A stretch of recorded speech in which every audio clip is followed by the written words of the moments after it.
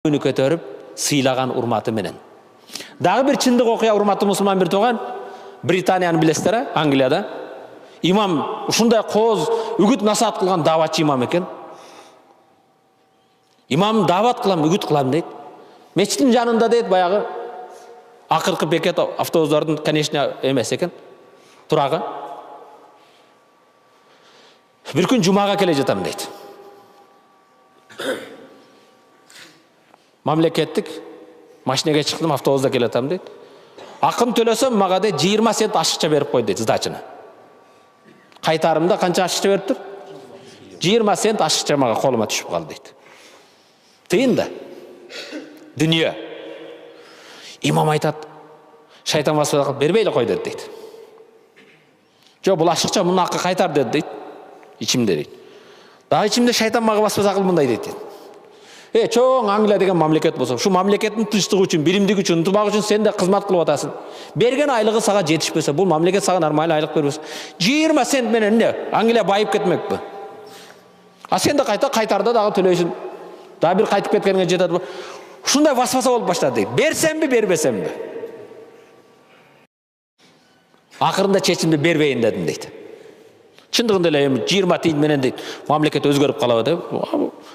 Берди да мен бул. Бирок келип автобустан түшөр кезинде, конечно эме дейт. Чыдаган жокмун да, баягы 20 центти шофердин колуна бердим дейт.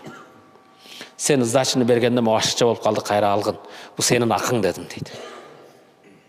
Десем карап туруп, сен могу мечиттин имамысың а дейт. Мен дайым жума келип сенин сөзүңдү угам дейт. Мен христианмын.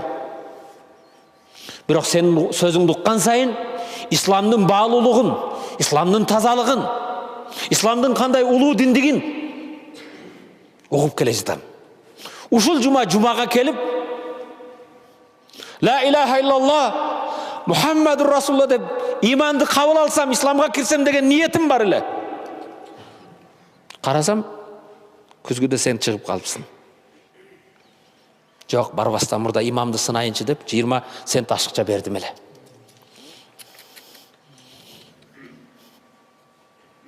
Имам ошол жерде үшүмдөн чыгып жыгылдым дейт. Жыгылган себебим эмне? Өзүм айтты.